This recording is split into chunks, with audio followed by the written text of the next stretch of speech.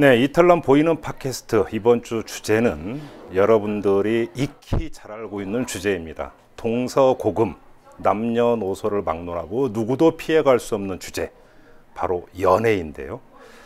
오늘 연애와 관련해서 이야기 나눌 손님을 모셨습니다. 어떤 분인지 여러분 한번 먼저 화면으로 만나보시죠. 힘드셨을 거 아니에요. 연애가 힘든 거니까. 그 힘든데 이렇게 배울 때는 별로 없잖아요. 연애에는 7가지의 흐름 정도가 있지 않나 하는 생각을 정리하게 됐습니다. 홍수가 오빠가 누나가 좀 많다 그랬지. 몇 명이게? 그러면 남자가 집을 해오는 거 되게 당연하게 생각하시잖아요. 아, 그래요? 오빠 왜 이렇게 돈이 없어? 30대 연애는요, 제발 부모님으로부터 독립했으면 좋겠어요. 내 아들의 살집을 준. 그러니까 어머니들이 그냥 띡띡띡띡띡 누르고 대가는 반드시 치러야 된다. 연약한 내면끼리 막 부딪혀가는 게 연애이기 때문에 힘든 게 당연한 게 아닌가 싶어요. 연애는 성공과 실패는 없다고 생각. 보통 뭐 결혼하면 성공했다 하고 헤어지면 실패했다 하지만 제가 생각하는 좋은 연애는 본인이 누구를 사랑했을 때 그 시간을 통해서 자기가 내적인 성장을 했다면. 연애가 진짜 참 어려워요. 전 다시 하라면 절대 하고 싶지 않습니다.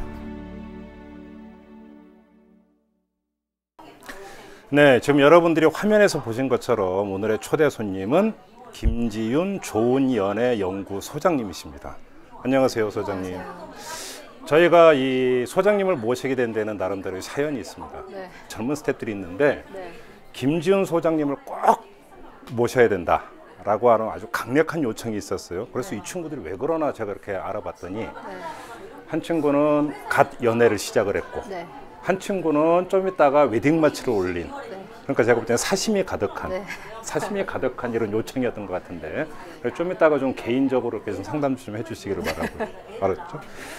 자, 근데 요즘 장안의 화제가 되고 있습니다. 뭐 유튜브를 비롯해서 어떻게 받아들이십니까? 이런 현상을 본인은 어떻게 받아들이고 계세요?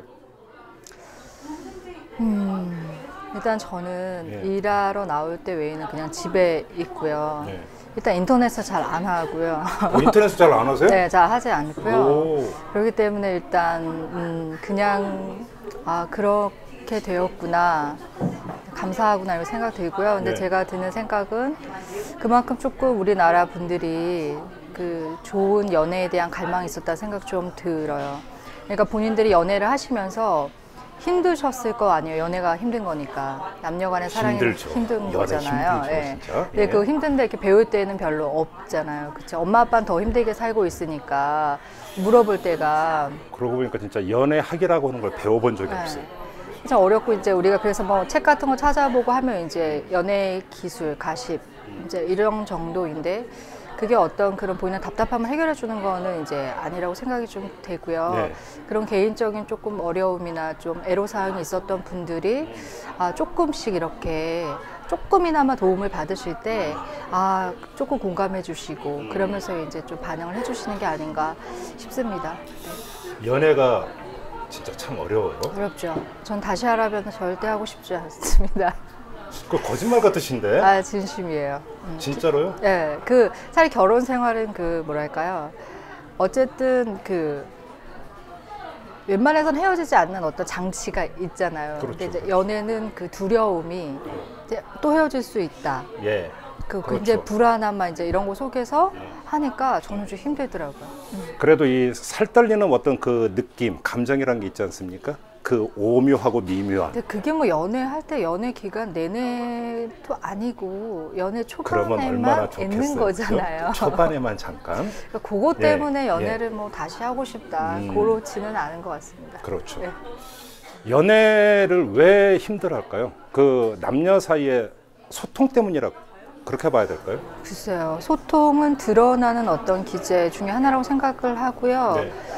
솔직히 인간하고 인간이 자기가 다 각자 가지고 있는 어떤 한계들이 있잖아요. 내면의 한계들이. 근데 사랑이라는 거는 어떤 면에 사람들이 자기의 어떤 내적인 그러한 약간 공황 상태를 다 가지고 있잖아요. 좀 사랑받기 원하고 구원받기 원하는 마음이 마음 안에 좀 있는데 그 사랑이 희망이 될 것 같고 하지만 만났을 때 그게 서로한테 희망이 되지 않는다는 걸 알게 될 때, 원수가 되는 경우도 많죠. 그죠? 네, 그때 이제 갈등이 시작되고, 그러면서 이제 가장 연약한 내면끼리 막 부딪혀가는 게 연애이기 때문에 힘든 게 당연한 게 아닌가 싶어요.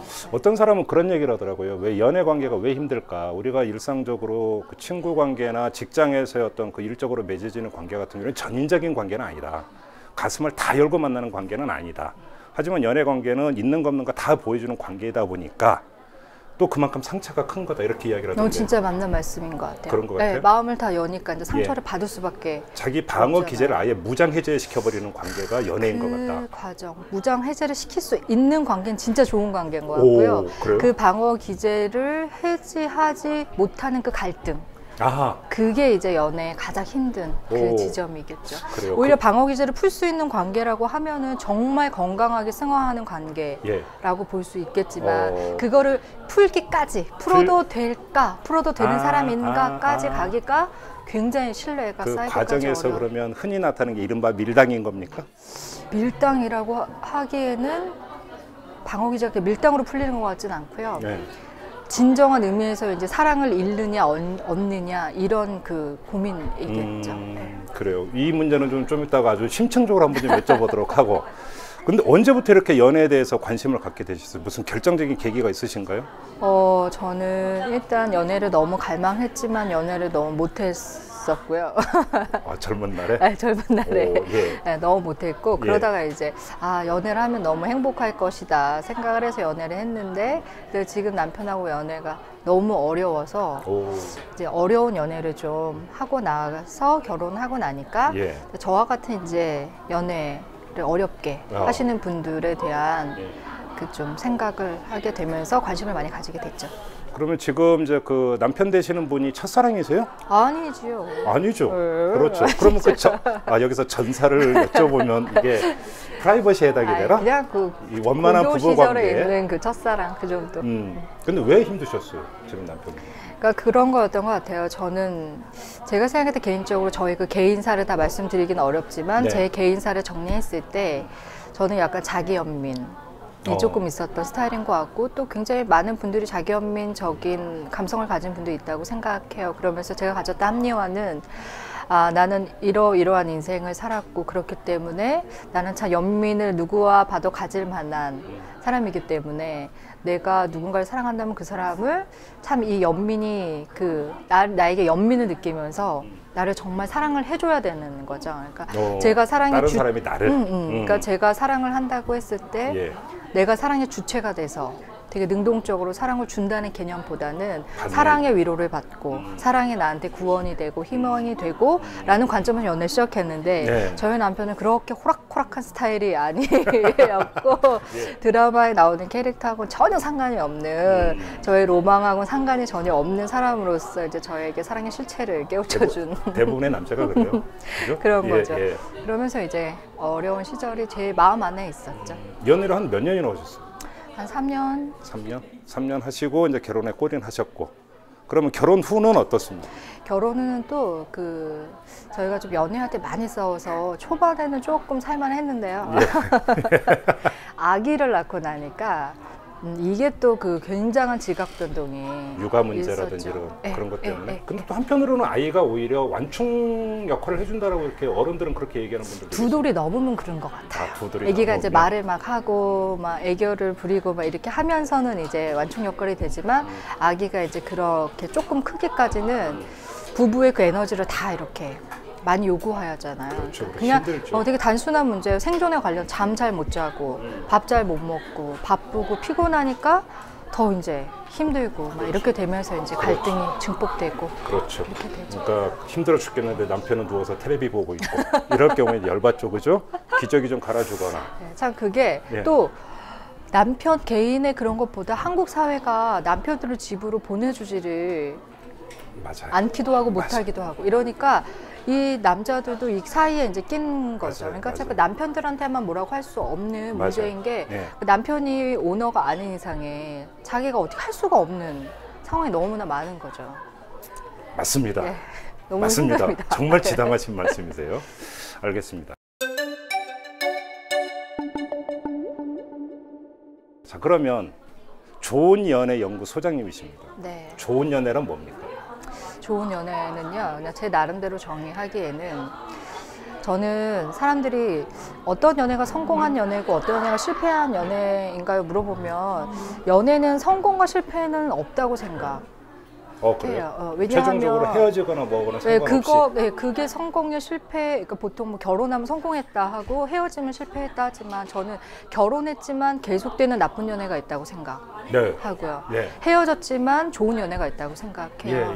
제가 생각하는 좋은 연애는 본인이 누구를 사랑했을 때 그 시간을 통해서 자기가 내적인 성장을 했다면 자기 내면에서 저는 그게 좋은 연애라고 생각하고 자기가 자기를 돌아본 만큼 타인을 조금 더 이타적으로 사랑할 수 있는 방법을 배웠다면 그게 좋은 연애라고 생각하고 있습니다. 그러면 이 내적인 성장이라고 하는 것이 타인을 좀 더 이해할 수 있고 넓게 바라볼 수 있는 어떤 이런 시야를 말씀하시는 건가요? 그런 것도 포함되고요. 내가 어떤 사람인지를 좀 더 아는 본인 과정. 스스로도.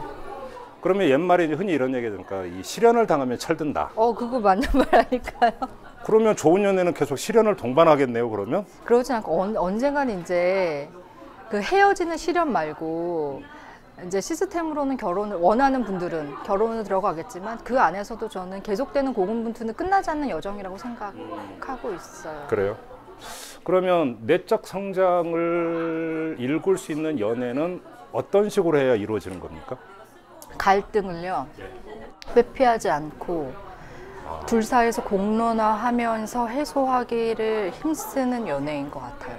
자주 다퉈야 되나요? 그건 아닌 것 같고요. 그러니까 제가 생각할 때 요즘 사람들이 이혼율이 높아지고 하는 이유는 연애하는 시기예요.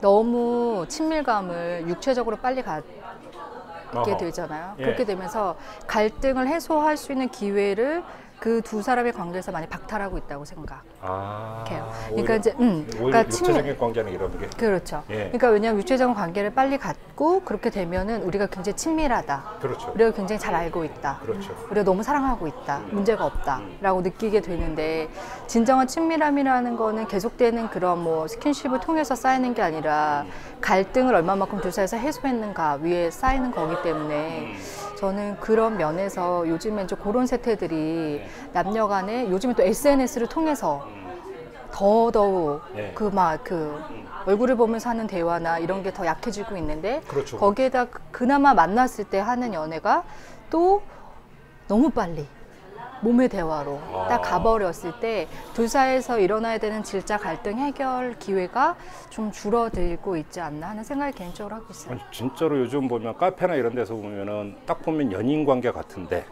서로 마주 앉아서 서로 이렇게 핸드폰질을 하고 있는 말은 안 하고. 그러니까 오히려 요즘에 어떤 그 젊은 어떤 연애 풍속도는 갈수록 대화가 줄어드는 건가요? 그럴 수도 있다고 생각해요. 이제 대화를 하긴 하는데 이제 대화가 뭐랄까 노력하지 않는 한 그거에 한정된 대화. 야, 여기 뭐 이 음식 되게 맛있겠다. 여기 뭐 어땠다. 뭐 이런. 근데 너와 나에 대한 이야기가 빠지면 결국에 결혼은 너와 나의 이야기고 좀 더 가면 너와 나의 연약함에 대한 이야기이잖아요. 그런데 이제 그런 이야기들이 빠지고 결혼 생활이 시작됐을 때는 굉장한 갈등이 있을 수 있겠죠.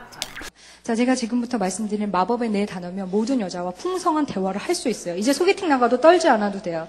자, 잘 적으세요. 진짜? 정말이야? 웬일이야? 헐. 이거면 모든 여자하고 대화할 수 있어요. 자, 잘 들어보세요.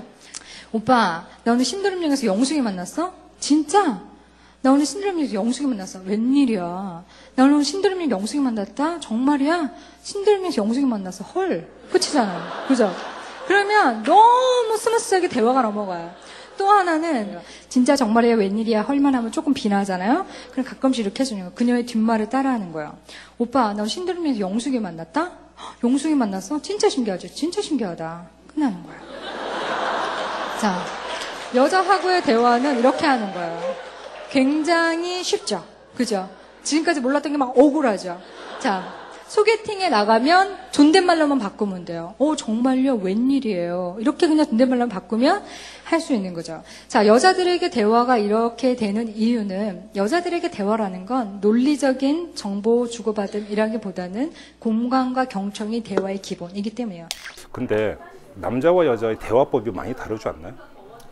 이야기하는 게? 제가 처음에 그 강의를 할 때요, 남자와 여자 나누어서 편의적으로 강의를 했더니 또 이제 그렇게 오해하시는 분들이 있는 것 같아요. 그러니까 성역할을 고착화하고 있다. 그러니까 여자는 이래야만 하고 남자는 이래야만 한다라는 관점에서 제가 그렇게 이야기를 한다고 또 오해하시는 분들이 있어서 제가 요즘에 그 강의를 할 때는 약간 조금 조심스러워지더라고요. 근데 일단 개인차는 다 있죠. 물론이죠. 모든 여자가 다 그렇고 모든 남자 다 그렇진 않지만 일단 남자와 여자가 동등하고 평등하게 소통해야 하는 것이고 개인차는 있지만 그냥 보편적으로 남성들의 어떤 특징들이 좀 있는 것 같고 어떤 거예요? 남자들의 특징이라고 합니다.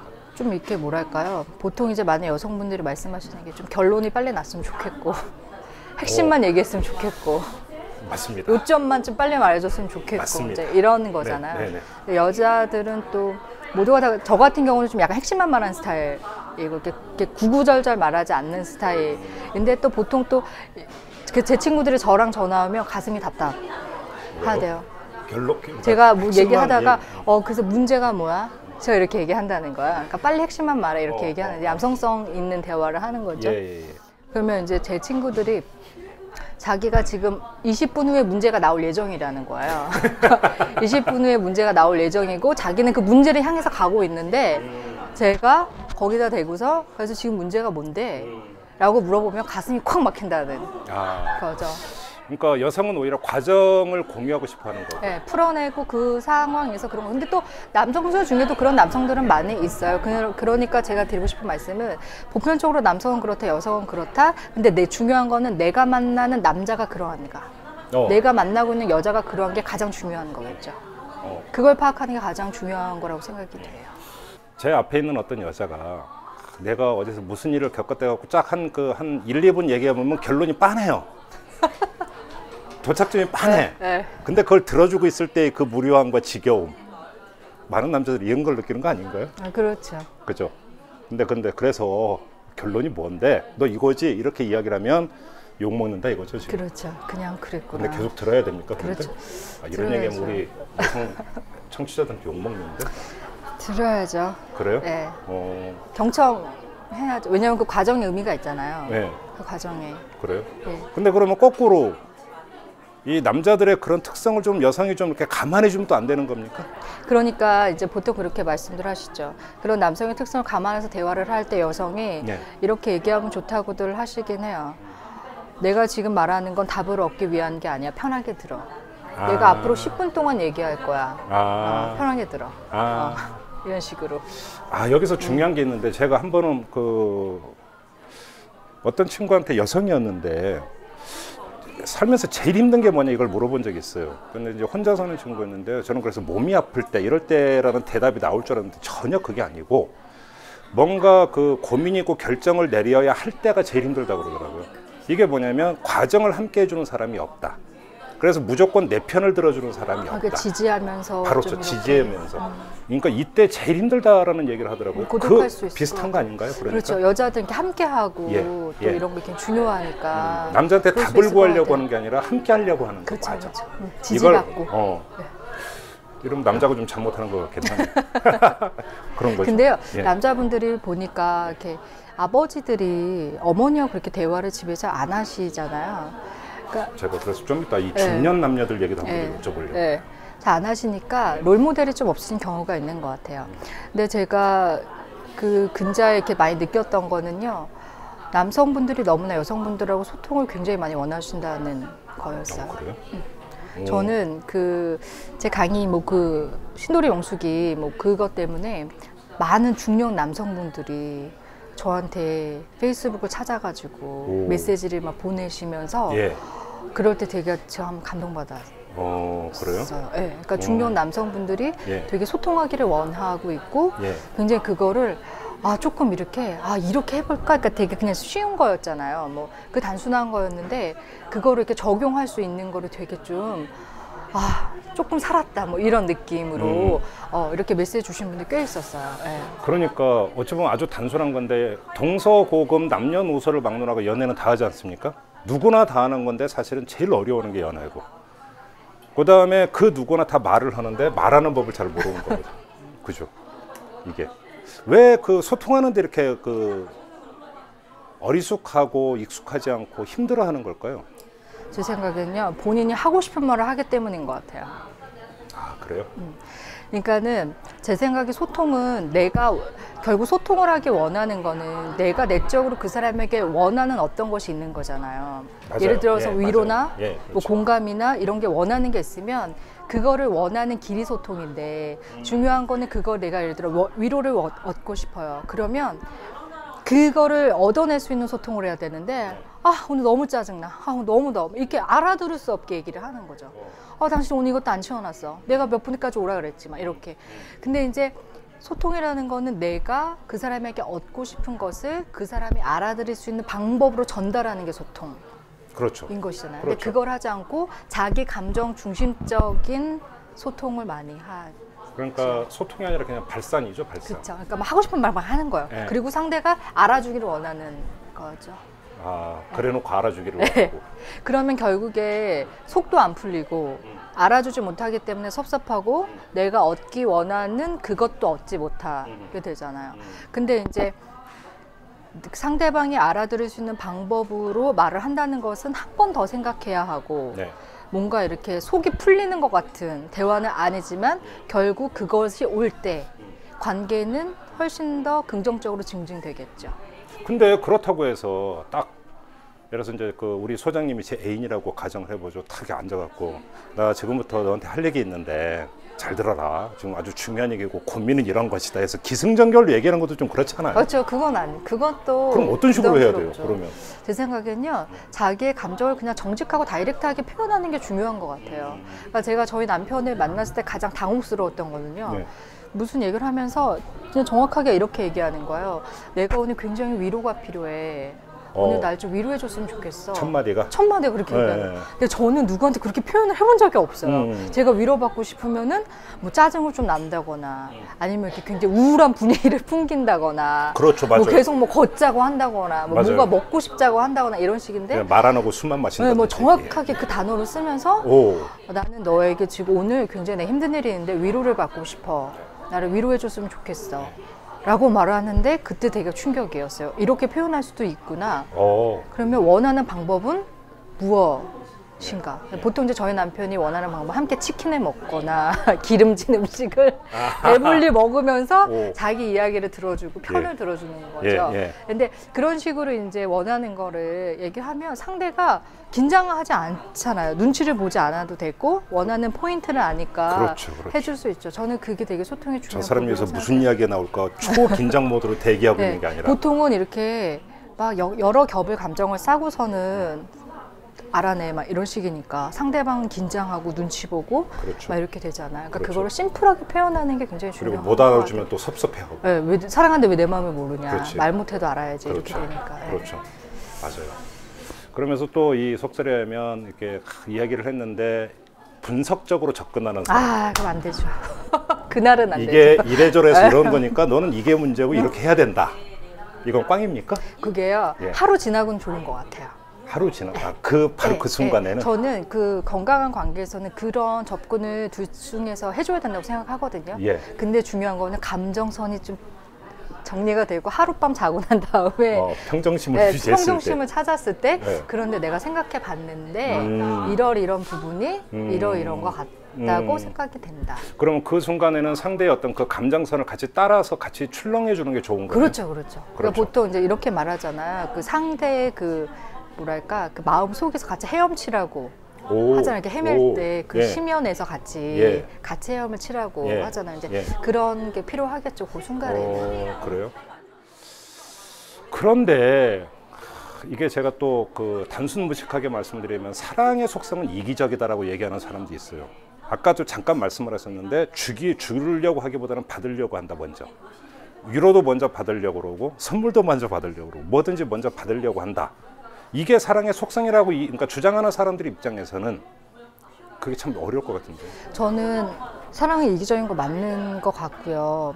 우리가 이기적인데 이타적인 사랑을 하기가 굉장히 어렵잖아요. 그런 면에서 저는 가장 건강한 사랑이 그렇기 때문에 주고받는 사랑이라고 생각해요. 주고받는 내가 필요한 거는 받아야 되는 것이고 상대가 필요한 건 주어야 되는 것이고 때로는 나의 이기심을 채워야 하는 것이고 때로는 이타적인 걸 주어야 하는 것이고 그런 면에서 나 지금 이걸 받아야 될 테니까 좀 줘. 이런 게 무슨 꼭 무슨 선물을 얘기하는 게 아니라 나 지금 우울하니까 위로 좀 해줘. 그렇죠. 사랑 받아야죠. 이런 것들을 이야기하라. 그렇죠. 그죠? 받을 건 받고 줄 거는 주고. 왜 나 지금 위로받고 싶은데 너는 왜 그렇게 눈치도 없냐 이 바보야. 이렇게 가면 안 된다 이겁니까? 그렇죠. 상대가 항상 모든 걸 다 할 수는 없죠. 그렇죠. 여기에는 상당히 잘못된 환상이 있는 것 같아요. 살아가는 사이면 상대의 숨결까지도 다 읽을 수 있다라는 네, 또 절대 환상. 모르죠. 여기서부터 이게 잘못되는 거 아닙니까? 그렇죠. 그죠. 그러니까 어떤 면에서 남녀의 사랑이 서로를 굉장히 정서적으로 구원해 줄 수 있을 것 같은 그런 착각을 하잖아요. 근데 결코 그럴 수 없죠. 그렇죠. 그러니까 결국은 사랑하는 남녀 관계에서도 일반적으로 나타나는 인간관계에서 나타나는 모습에서 크게 벗어나는 예외적인 경우는 아니다. 저는 정말 그렇게 생각해요. 그래요. 연애는요, 일반적인 그 인간관계에 일어나는 상식의 매너를 지키는 게 가장 기본이라고 그렇죠. 생각하고 그렇죠. 거기서 더 로맨스가 들어가고 또 더 친밀한 배려가 들어가는 게 연애라고 생각해요. 그래요. 근데 오히려 사랑을 오래 해가지고 익숙해지잖아요. 서로에게. 막대하죠. 그 순간부터 막 무시하고. 왜 그러는 거예요, 그거는? 그게 이제 인간의 참 그 나쁜 이기심이라는 예. 생각이 좀 들어요. 예. 이제 가까이 있으면 소중한 거를 모르고, 근데 우리가 또 그런 문화도 있는 것 같아요. 그러니까 가족을 존중하고, 이렇게 아버지들이나 어머니들이 보면 가장 서로를 높여주기보다 가장 깎아내리고, 못 잡아먹어서 말. 막 그러시잖아요. 예, 예. 그리고 저희가 좀 이렇게 그러한 문화 이런 것도 조금은 약한 좀 사회적 배경이 있었던 것도 같고, 좀 배워야 하는 또 교육받아야 하는 측면이라고 생각해요.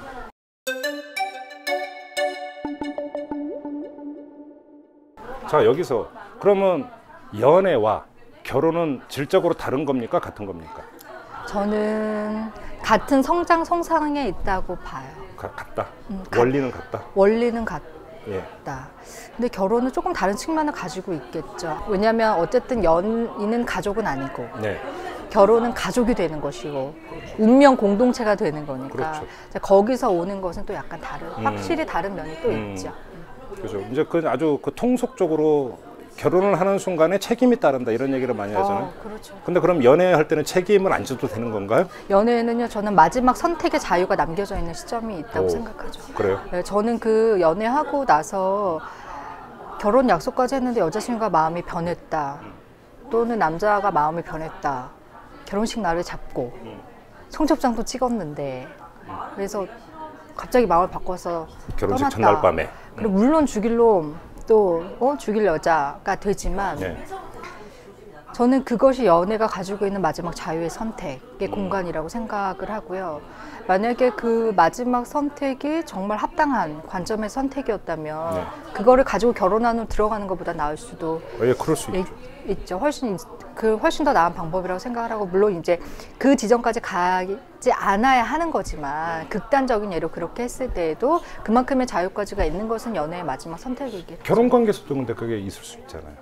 네, 결혼 관계에서도 있을 수 있죠. 근데 결혼 관계는 아무래도 그러한 것에 대한 선택이 훨씬은 더 조심스럽고 자유롭지. 그 옆에서 내려오는 이야기로는 이게 3단계가 있다고 얘기하잖아요. 통속적으로 처음에는 죽고 못 살다가, 그죠?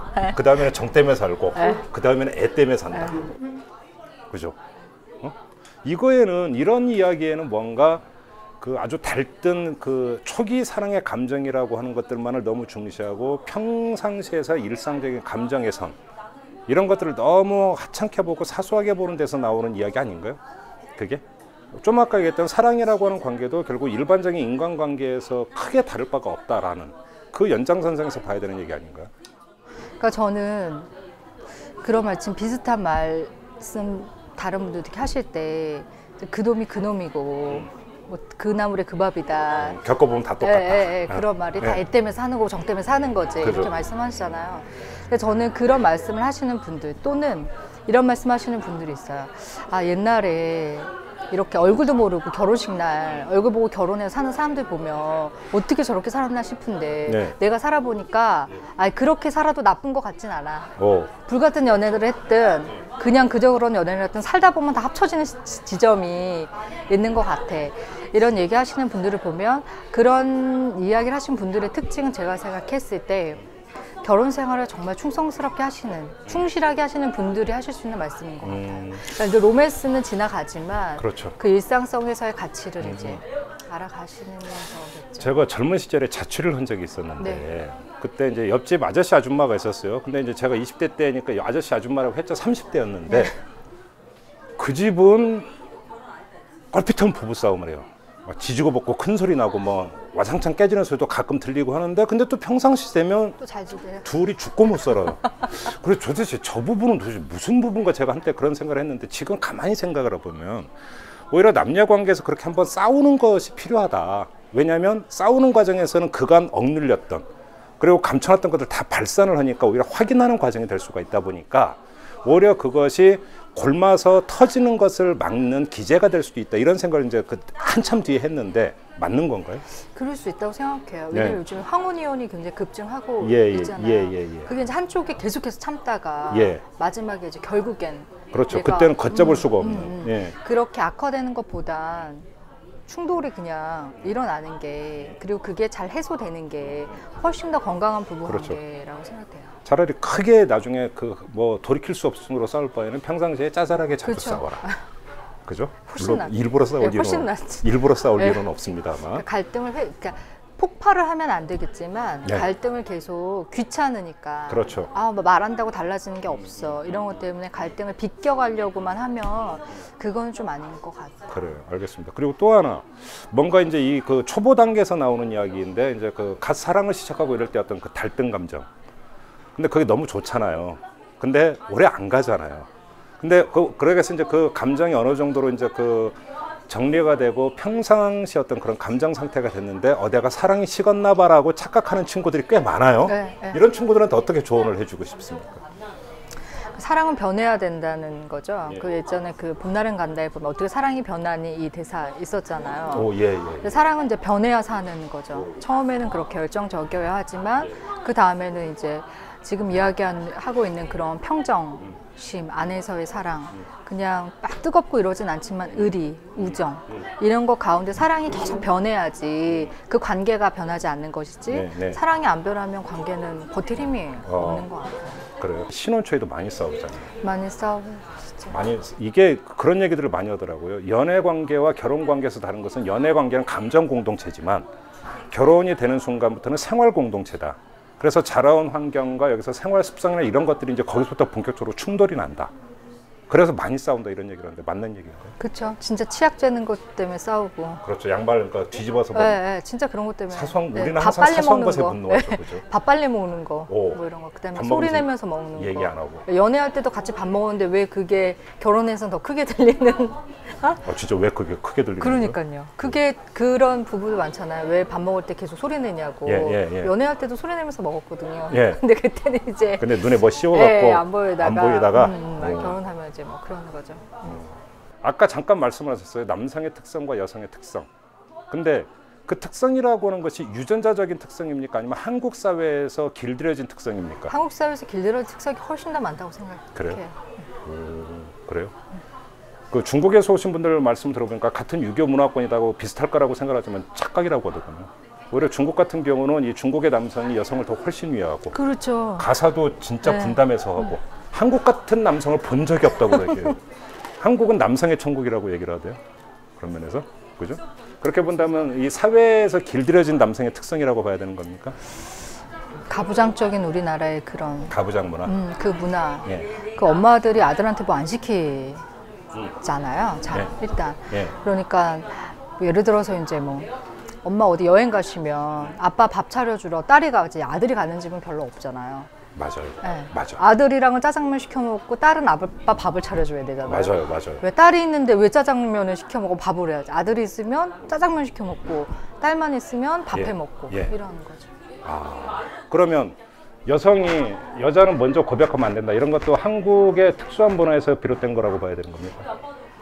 참 현실적으로 안타까운데 저는 그런 것도 꽤 있다고 생각해요. 그래요? 왜냐면 이제 많은 남성들이 이제 물론 거부반응을 느끼는 건 사실이지만 네. 그 거부 반응을 느끼게 되는 그 기제 자체가 여자는 굉장히, 순종적이어야 되고 어렸을 때부터 굉장히 그러한 게 익숙하지가 않았지. 그 감정 처리를 어떻게 해야 될지를 모르는 그렇죠. 그 훈련되지 않은 그런 것도 저는 많이 있다고 생각해요. 결국은 가부장제의 문화가 여성은 객체고 수동적인 존재고 남자한테 따라와야 되는 존재고, 그죠? 뭐 어려서는 아버지를 섬기고, 커서는 남편을 지아비를 섬기고, 늙어서는 뭐 아들을 섬기고, 이게 그런 거 아닙니까? 네. 결국은 거기서 여자는 먼저 고백하면 안 된다 이런 얘기가 나오는 건가요? 그러니까 그 여성이 그 사랑을 딱 주도권을 가졌을 때 그 네. 당혹스러운 그 너무 어색한 이런 것들을 그 처리하는 훈련이 남성들이 쉽지 않으신 것 같아요. 근데 왜 중년이 되면 그 잡혀 사는 게 이기는 거다 이런 얘기가 근데 왜 나올까요? 그냥 삶의 지혜시겠죠.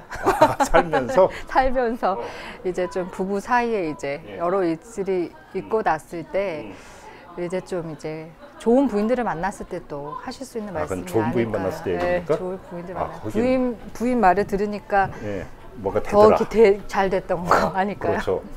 그런 경우입니까?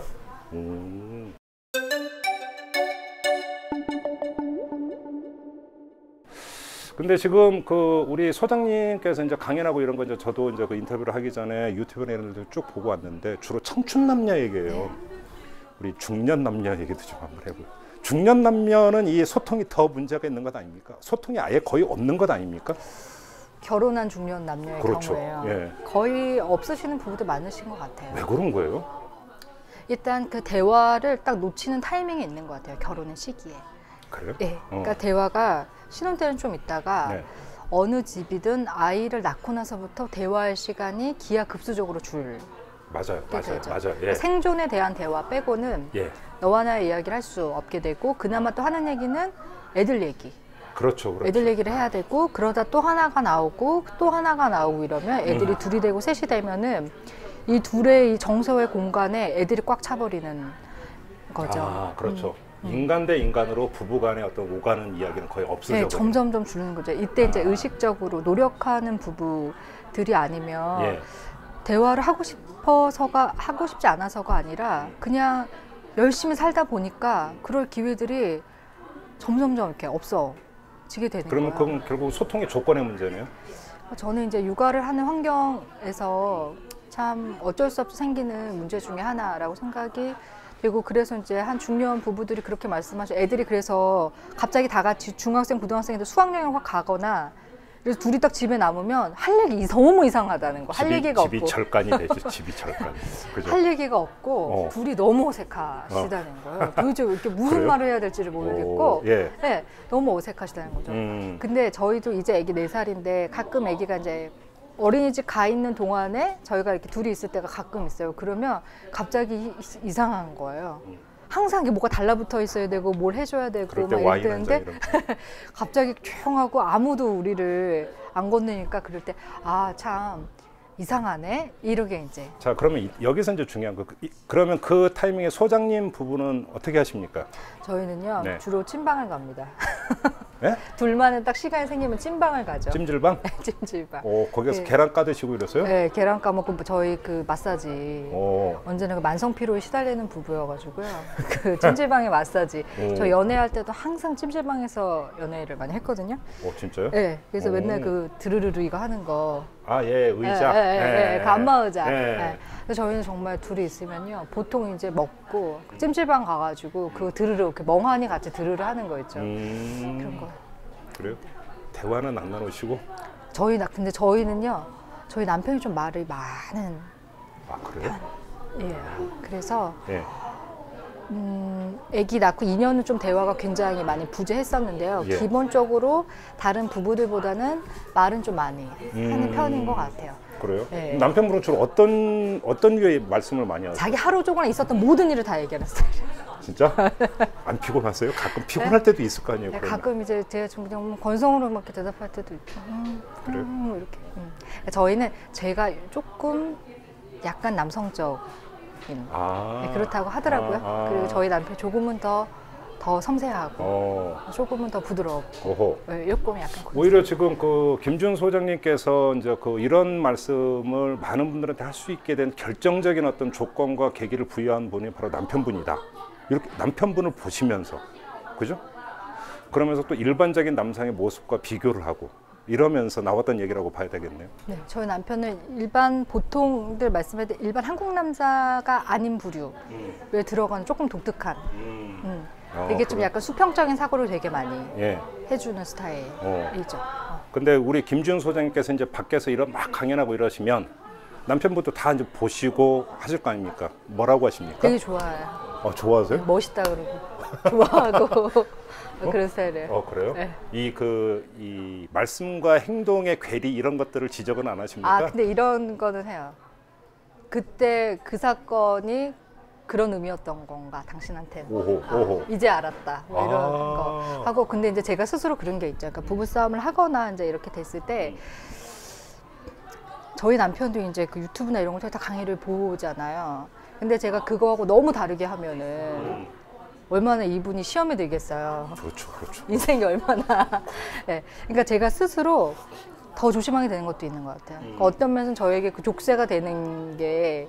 그렇죠. 네. 언행일치대. 그죠. 언행일치가 그런 얼마나 것도 힘든 건데. 예. 근데 그러면서 그런 생각했어요. 저는 저의 그 성격 자체가 되게 좀 약간 독단적이고 독선적인 면이 굉장히 많이 있는 캐릭터였기 때문에 제가 만약에 나는 이런 생각을 하고 있어요, 여러분. 이런 걸 만천하에 공개하지 않았다면 제가 제 결혼 생활을 성실하게 하기에는 어려울 수도 있는 캐릭터였다고 생각이 오히려 돼요. 만천에 그런 말씀을 하심으로써 스스로를 이렇게 자기를 규율하고 강제하고 그렇게 된다? 그런 컨트롤이 그건 저한테 좋은 삶입니까? 안 좋은 삶입니까? 성장을 지향하는 삶이라고 생각해요. 성장을 지향하는 삶. 그래요? 내가 지금 강연에 가서 이런 얘기를 했는데 내가 이거 180도 다른 모습을 보이면 어떻게 되겠느냐? 100을 할 수는 없지만 최소한 반 이상은 그렇죠. 네, 100은 할 수는 없죠. 100은 할 수, 왜냐면 모든 게 경험은 아니고 또 제가 맞다고 생각하는 이론이지만 나도 따라할 수 없는 이론, 아직은 너무 부족한 것들만 100은 할 수 없지만 네. 그래도 55점은 넘어야. 그렇죠.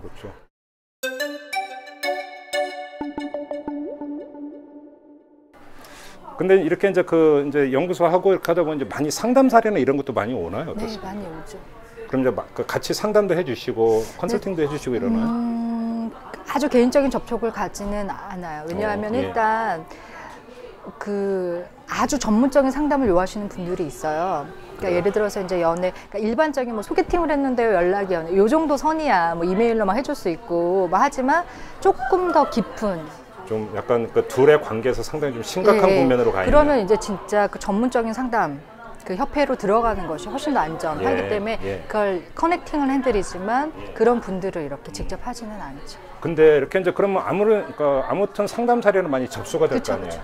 그럼 이렇게 이제 좀 그 통계적이라는 표현까지 뭐 등장을 해야 될지는 모르겠지만 주로 어떤 것에 가장 힘들어하고 가장 많이 나타나는 경우가 어떤 경우입니까?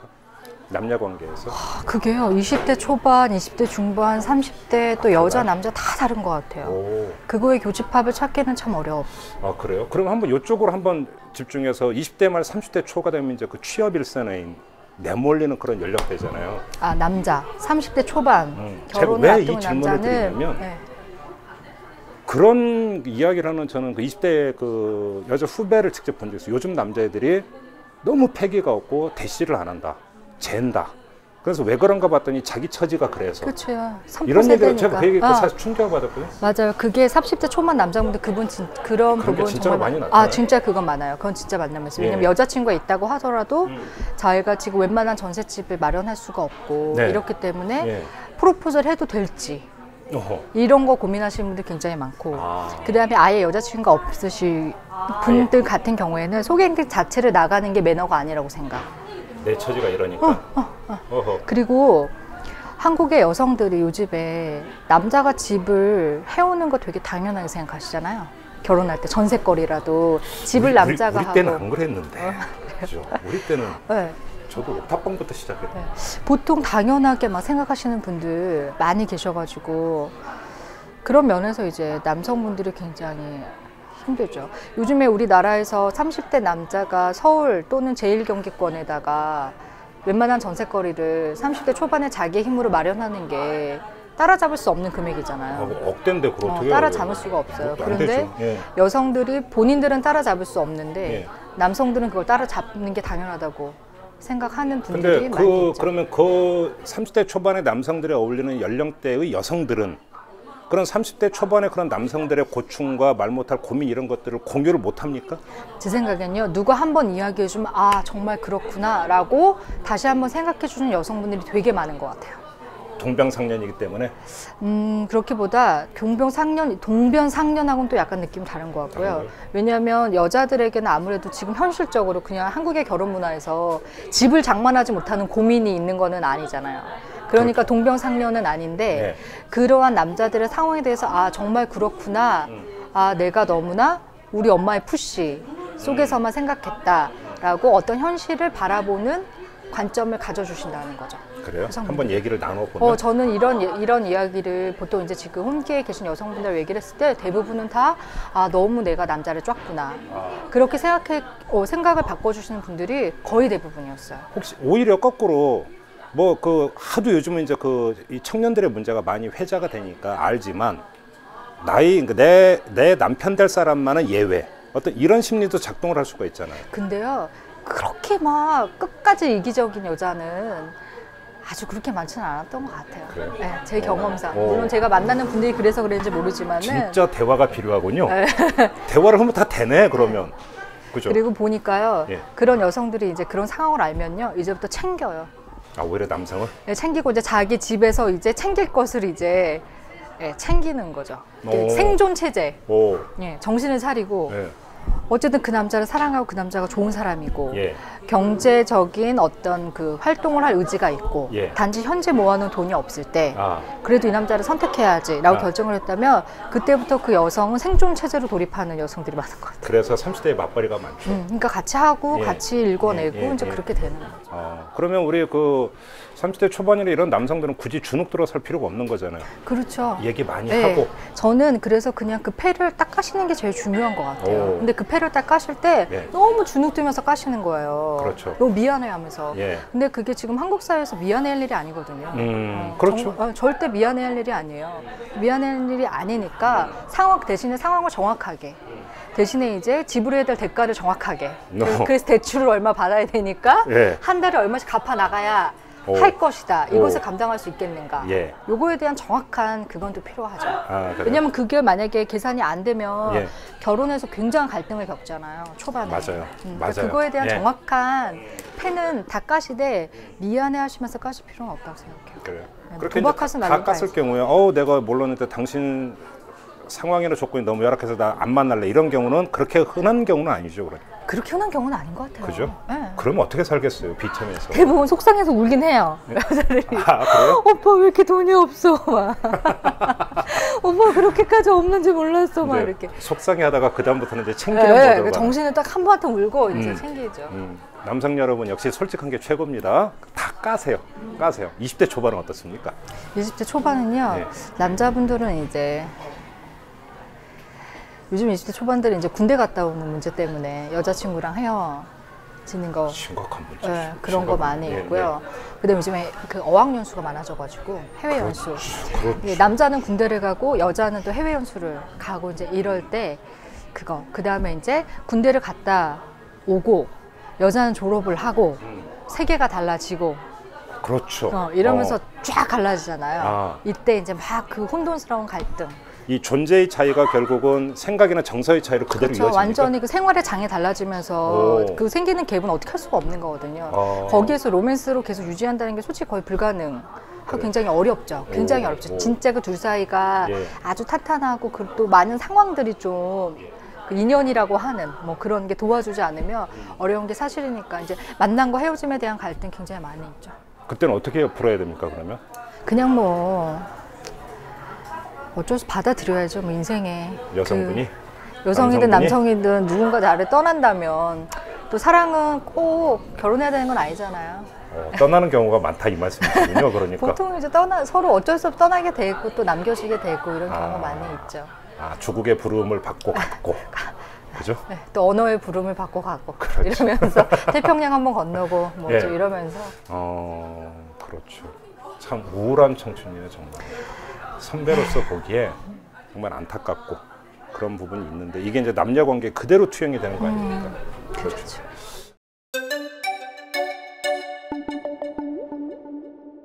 자, 이제 마무리를 좀 해야 될 것 같은데 이 남녀 간의 소통에 있어서 이 종합정리 차원에서 한번 좀 여쭤보고 싶은 것은 이것만은 좀 피해라 라고 한다면 어떤 걸 꼽을 수가 있을까요? 남녀 간의 소통에서요. 네. 두 가지인데요. 네. 아주 젊은 대학생들에게는요. 대학생들 또는 그냥 청춘들, 젊은 20대 초반은 제가 받는 사연 중에서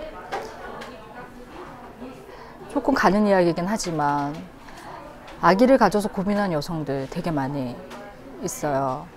그러니까 원하지 않는 결혼을 하지 않았는데 그러니까 아기를 낳을 예. 수 없는 상황이라고 판단되는 예. 상황 속에서 이제 우리의 그런 연애, 이제 풍속 또 굉장히 서로 다 허용해주고 있는 그리고 누구도 제재하지 않는 자유 이 속에서 이제 실제 굉장히 개개인의 인생에 굉장히 큰 고민들이 생기는 걸 이제 보게 되기 때문에 저는 그 20대 초반의 연애는 서로를 최대한 그런 극한의 고민으로부터는 보호해주는 연애를 해야 된다고 생각을 좀 하고 있고요. 그 다음에 좀 30대 연애는요, 제발 부모님으로부터 독립했으면 좋겠어요. 무슨 말씀이세요? 무슨 말이냐면요. 예. 한국에서 결혼을 하려면 또 안정적으로 결혼하려면 돈이 너무 필요해요. 그렇죠. 예. 그런데 돈은 부모님이 가지고 있어요. 그렇죠. 그러니까 부모님의 의견이 굉장히 많이 개입되죠. 돈과 함께 부모님의 영향력이 관계에 개입이 되기 시작하는데 그거에 대한 저항을 경제적인 안정을 포기하지 못하면 그 정서적 개입에 대한 저항을 할 수 없다고 생각이 돼요. 제가 그 개인적으로 가장 짜증나는 드라마가 꼭 그 남녀 관계에서 그 어느 한쪽에 부모가 나와서 뭐 결사반대하는 스토리가 항상 그렇잖아요. 그것만 보면 짜증이 나거든요. 근데 실제로 그런 경우가 상당히 많습니다. 굉장히 많죠. 그래요? 그러니까 이제 결혼할 때 이제 시어머니한테 집 받으면 처음에 막 친구 다 부러워하지만 그게 어머니 입장에서 물론 모든 어머니 다 그런 건 아니지만 어머니 입장에서 독립적으로 집을 딱 띄워주었다는 개념보단 내 아들의 살집을 준. 그러니까 어머니들이 그냥 띡띡띡띡띡 누르고 내 아들 집에 그 며느리 그 상관없이 막 이제 비밀번호 직접 누르시고 바꾸시고 불시에 그냥 네, 막 청소해 놓으시고 막 이렇게 하잖아요. 예. 이제 그런 어떤 개입들이 이제 굉장히 이제 경제권이 들어간 만큼 그게 또 경제권이 안 들어간 개입은 배려라고 느껴지지만 똑같이 어머니가 누르고 들어와가지고 해줘도 경제권이 개입이 안 됐어요. 그러면 그건 또 뉘앙스가 달라질 수 있지만 받는 사람 입장에서 그렇죠. 네. 근데 경제권이 굉장히 개입된 들어간 상태에서 그렇게 되면은 굉장히 종속적으로 그렇죠. 지게 되죠. 그렇죠. 그래서 처음에 좀 힘들더라도 자력갱생하는 게 그렇죠. 좋다. 그러니까 이제 보통 그 이제 많은 곳에 받으신 분들이 이런 말씀 많이 하시잖아요. 공짜는 없다. 그렇죠. 세상에 노예 계약이다. 그렇죠. 대가는 없다. 세상에 공짜는 대가는 없다. 반드시 치러야 된다. 지금 말씀하셨으니까 그걸 한번 추가 질문을 요거 하나만 더 드려볼게요. 이 세대 간의 대화라는 게 있잖아요. 세대 간의 대화가 꼭 무슨 선거 때 아버님의 투표 성향과 나의 투표 성향 이런 것만이 아니라 우리가 일상적으로 정말 대화가 안 되는 경우가 되게 많잖아요. 그건 어쩔 수 없는 겁니까? 왜 한숨부터 쉬세요? 어쩔 수 없는 것 같습니다. 지금 한숨 쉬시는 거 아니 보니까. 근데요. 제가 요즘에 느꼈던 사건이 하나 있어서 그래요. 근데 제가 요즘에 느끼고 있는 거는요. 우리나라의 아버님들 있잖아요. 60대 이상의 아버님들이 정말 소심하시다는 거예요. 소심하다? 왜요? 그러니까 겉으로는 막 되게 막 떵떵거리고 막, 치워 막 이렇게 하고 막 되게 파쇼 또는 히틀러 막 이렇게만 하시잖아요. 근데 굉장히 소심하다는 거 되게 많이 어떤 면에서요? 어떤 면에서 그러니까 저번에 무슨 이렇게 얘기를 하다가 어떤 분이 좀 약간 이렇게 파쇼적으로 이렇게 뭐 여자들은 다 그렇게 하는 거야 뭐 이렇게 얘기를 한 게 있었어요. 예를 들어서 말 그대로 전형적인 가부장. 전형적으로 가부장적인 파쇼를 쫙 했어요. 카리스마 있게 완전 찬물을 쫙 끼얹은 거죠. 근데 이분이 엄청 끙끙대시는 거예요. 그러니까 자기도 굉장히 습관적으로 굉장히 싫어하는 말을 했는데 집에 가서 너무 속상해 하시는 거예요. 그러니까 어쩔 줄을 몰라 하시는 거죠. 내 이 말 때문에 내가 분위기를 망쳤다. 왜냐면 느끼시잖아요. 상대방들의 표정이 바뀌었다. 이런 것 때문에 굉장히 끙끙 앓고 뒷수습하고 싶어 하시고. 그래서 그때부터 저 정도로 뒷고민이 되게 많으시구나. 근데 그 고민이 표현이 잘 안 되는 거죠. 그래서 생각보다 굉장히 여리시다는 거. 그래요? 그런 생각 많이 듭니다. 그럼 좀 지르면 되는 겁니까, 그러면? 확 질러버리면 되는 겁니까? 제 생각에 한 번 더 찌르면 소통이 되는 경우도 좀 있을 것 같아요. 그래요? 한 번 더 이렇게. 이 방송에서 이런 얘기 해도 되나? 한 번 더 이렇게. 네. 아무튼 이제 본래 주제인 남녀 관계로 오면 한 인생이 결국은 소우주라고 이런 얘기를 많이 하는데 소우주에는 우열이 없는 것 아니겠습니까? 그죠? 주객도 없는 건데 결국은 이 우주의 원리를 따르는 게 정답 같아요. 그런 거 보면은 맞나요? 괜찮은 결론인 것 같습니다. 좀 멋있는 결론입니까? 알겠습니다. 여기서 마무리하도록 하겠습니다. 고맙습니다. 네, 감사합니다.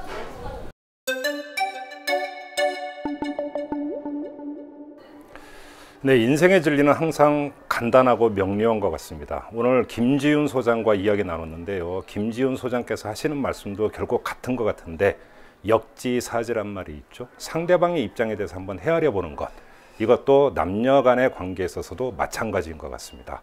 자, 우리 애청자 여러분, 지금 여러분 바로 옆에 있는 애인 또는 부인, 남편, 그 입장에 서서 한번 반려자를 한번 되돌아보는 이런 계기를 삼기 바라겠습니다. 자, 이탈남 보이는 팟캐스트 여기서 마무리하겠습니다.